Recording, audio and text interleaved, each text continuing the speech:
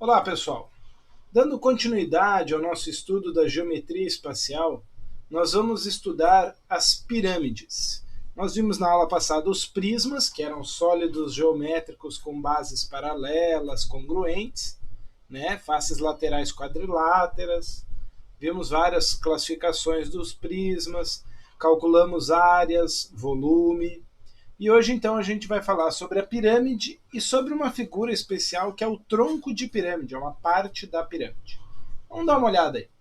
Então, a primeira é a definição, né? Considerando um plano alfa, um polígono S convexo, que está contido em alfa, e um ponto V que não pertence a alfa, um ponto V fora do plano, ó.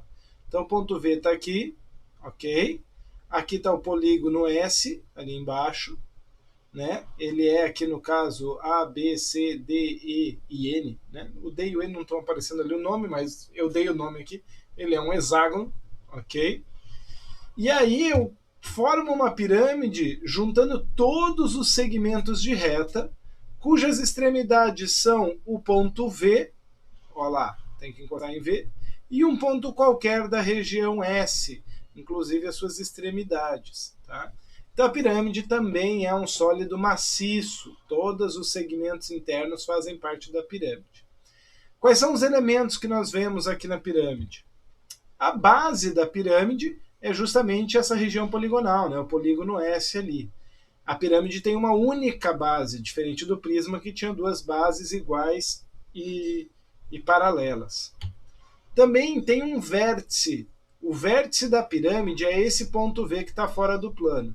Ah, professor, mas o A, o B, o C, o N não são vértices? São vértices, mas são vértices na base, ok? O V é um vértice que não está na base. É o único vértice da pirâmide que está fora da base. Então, esse ponto V é um vértice especial. Tá?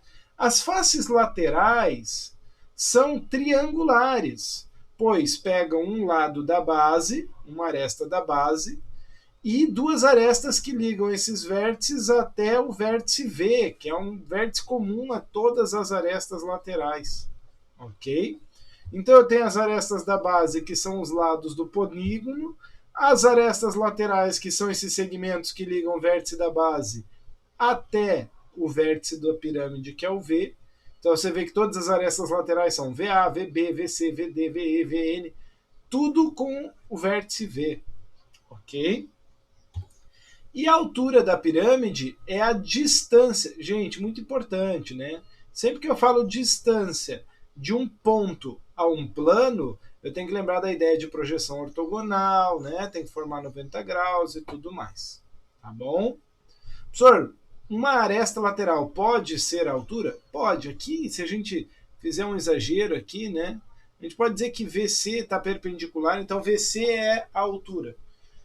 Mas se nenhuma aresta formar 90 graus com o plano, então não. Aí nenhuma aresta lateral é a altura vai ser a distância do vértice até o plano da base. Tá bom? Como que eu posso classificar as minhas pirâmides, né? Ou nomear elas, a nomenclatura delas? Com relação à base, né? Então aqui, quem é a base dessa pirâmide? Ah, professor, seria o triângulo, mas as outras faces também são triangulares, eu não posso deitar, girar e deitar em outras faces? Pode. Esta é uma pirâmide interessante, né? É um tetraedro, mas é uma pirâmide de base triangular, então é a pirâmide triangular. Aqui uma pirâmide quadrangular, que pode ser um quadrado ou um quadrilátero qualquer, tá? E uma pirâmide pentagonal, porque tem um pentágono na base, e assim por diante. Então, para dar nome às pirâmides, nós vamos usar o polígono da base. Professor, tem também aquela nomenclatura de pirâmide reta, pirâmide oblíqua? Não, não tem. Até porque as faces de uma pirâmide, as faces laterais, nunca vão ser todas simultaneamente perpendiculares à base. Não tem como. Elas têm que convergir para o vértice, certo? Dessa forma, existe sim um tipo de pirâmide especial que é a pirâmide regular. O que a pirâmide regular tem de especial? A projeção ortogonal do vértice, então se eu fizer uma projeção ortogonal do vértice, ou seja, baixar o vértice até o plano da base, ok? de maneira perpendicular à base, coincide com o centro do polígono de base, que é um polígono regular. Veja que ele fala assim, ó, uma pirâmide cuja base é um polígono regular. Então, se ele é um polígono regular, né, os mais conhecidos, a gente vai falar deles daqui a pouquinho, triângulo equilátero, quadrado e hexágono regular. Mas todo polígono regular ele tem um centro, de onde partem as medidas de raio e apótema. A gente já falou disso lá em geometria plana. Tá?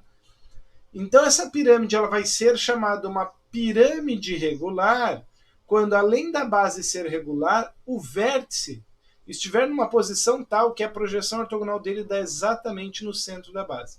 Ou seja, se eu puxar esse vértice para um lado ou para o outro, as faces laterais vão acabar se deslocando e a projeção ortogonal não vai cair no centro. Mas quando isso acontece, é interessante porque todas essas faces laterais se tornam triângulos congruentes. Todas se tornam triângulos congruentes. Algumas observações importantes, né? O centro de um polígono regular é o centro da circunferência circunscrita ou inscrita a esse polígono. E, como eu falei, as faces de uma pirâmide regular são determinadas por triângulos isósceles e congruentes. Ou seja, aparece aqui a figura da aresta lateral como uma constante. Ela é igual, todas as arestas laterais são iguais. Assim como as arestas da base são iguais, porque a base é um polígono regular. A gente já cansou de falar que polígono regular é um polígono equilátero e equiângulo.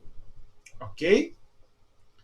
Aí, então, quando eu olho para uma pirâmide regular, eu vejo alguns elementos especiais, né? Além da aresta lateral, que tem aqui, né?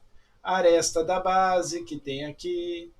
Eu vejo que a sua altura ocupa uma posição interessante, porque eu marco ela do vértice até o centro da base. E aí, ainda além disso, vão aparecer o raio da base, porque a base é um polígono regular, então ela tem raio, que é a distância do centro até o vértice. Vai aparecer o apótema da base, que é a distância do ponto médio do lado do polígono até o centro do polígono. E vai aparecer aqui esta altura deste triângulo isósceles, que liga o vértice da pirâmide ao ponto médio da aresta da base. Esta altura ganha o nome de apótema da pirâmide. Ok?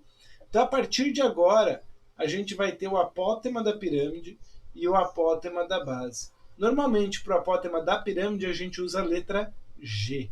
Ok? E aí, quando eu olho para isso daqui, eu começo a enxergar algumas coisas interessantes. Por quê? Você está vendo um triângulo aqui, ó, VOM, opa, e é um triângulo retângulo. Mas eu posso formar um triângulo retângulo aqui na face lateral também, aqui está o ângulo reto. Ou eu posso formar esse triângulo retângulo com o raio, ao invés de usar o apótema.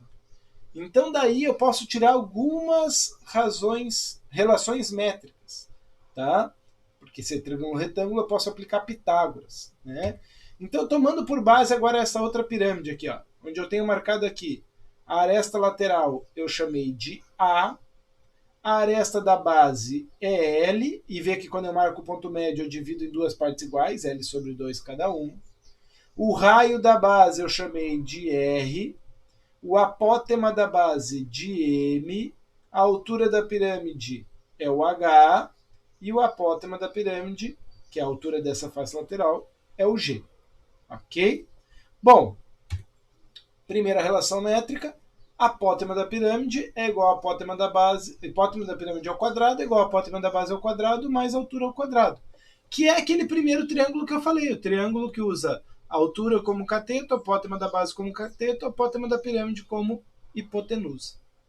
Mas existe também o triângulo na face lateral aqui, que ele usa agora o apótema da pirâmide como um cateto, metade da aresta da base, né, o lado sobre 2 aqui como outro cateto, e aresta lateral como hipotenusa.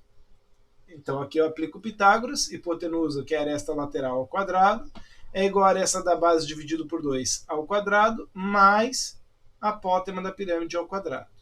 E ainda, se eu fizer aquela relação de altura, raio da base e aresta lateral, que também aparece aqui, certo? eu também posso aplicar Pitágoras aí. E a aresta lateral vai ser novamente minha hipotenusa.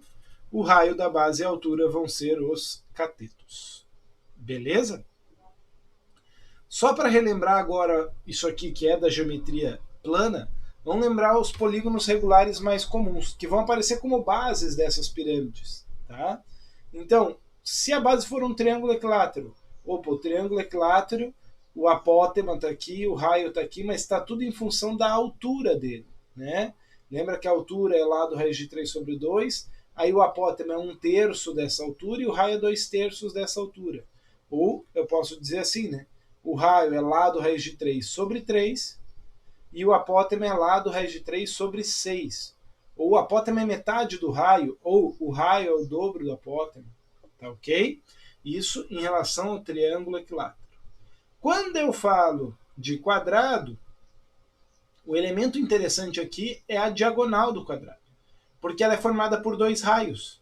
Então essa diagonal é 2 raios, o raio é metade da diagonal. Se a diagonal é lado raiz de 2, o raio é lado raiz de 2 sobre 2.